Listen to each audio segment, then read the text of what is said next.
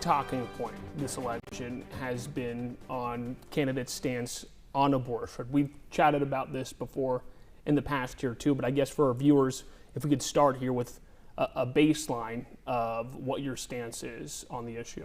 Well, first let me just say that at a time when people are reeling from high prices at the grocery store, at the gas pump, and when they're paying for their prescription drugs, and we've got a wide open border that the cartels are in control of, with fentanyl coming across the border, people on the terror watch list, to elevate this issue to a top issue, I think really does do a disservice to people who are struggling right now. I am pro-life with exceptions for rape, incest, and life of the mother. That has long been my stand. That continues to be my stand. And quite honestly, my opponent is lying about my record. And the party that's extreme is the Democrat Party. This is a party where all but one Democrat in the House voted for abortion up until time of birth. You have a vice presidential candidate on the presidential ticket who in Minnesota voted for abortion until the time of birth and voted that you could not even resuscitate or provide emergency care to a baby that survived an abortion. That has no compassion and to me seems inhumane. We have 8 states in our nation right now that have abortion up until the time of birth. That's on par with the Chinese Communist Party and North Korea. I don't think we want to be that country. But we do need to give women the tools and empower them to get pregnant on their own timelines, which is why in state government I passed a bill through the state Senate for oral contraception over the counter. It's also why I put supports in for women, extending the child care tax credit to women while they're pregnant rather than only after birth, support for women that are pregnant when they're in college, and also I'm on a group that's a bipartisan working group for paid family leave. I'm going to continue to do everything I can to support women in having them make decisions that work in their timeline, but accessibility, affordability to contraception, and the best pro-life measure we can have is to prevent pregnancy. And you talked about your opponent there too, with some advertisements, a federal abortion ban.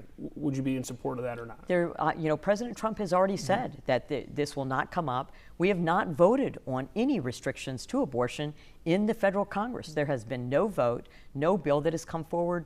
And after the Dobbs decision, that also changed people's viewpoint because that returned it back to the states. So currently, that resides within the states. And another national topic, and you already mentioned it just a couple minutes ago here, immigration with the open border, United States, Mexico border here too. I'm sure that's another big issue that voters are telling you when you're going around or you have staffers going around knocking on the door here too. What are they communicating with you about?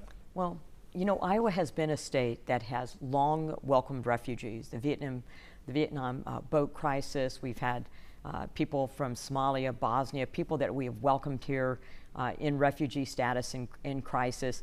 But to have this numbers of people coming across our southern border and now northern border, processing people in these vast quantities, almost 10 million people, more than, you have 1.9 million known gotaways, people on the terror watch list, over 150 different countries, and also fentanyl is being tracked in. When I'm talking to our border customs and border protection agents, their morale is low. They don't feel that they're able to do their job in securing and policing our border because they're processing people to come into this country. President Biden got rid of, through executive order, things that had put in place that had an orderly and slowed the pace of illegal immigration in this country. Even President Obama's Secretary of Homeland Security, Jay Johnson, said more than 1,000 people coming across is a crisis. We're in crisis mode. They broke it, they own it. Now they're saying they're going to fix it. Does anybody really believe if you've had the ability to control the border for 4 years that you're now going to control the border because it's politically, a political issue for you? Even blue states and blue cities are being hammered from their sanctuary city policies because of the cost. And one other thing, to have FEMA say that they're running out of money when we have a massive hurricane at the level of Hurricane Katrina, and FEMA is slow to respond because it's overwhelming. But to find out that almost $1 billion went to housing for illegal immigrants, but yet we don't have the money to help hurricane victims in these 6 states, I think that is unconscionable. And this is something the Biden-Harris administration did. They slipped in 2022. All right, we'll be right back with more from Congresswoman Mary Nunn Miller Davis.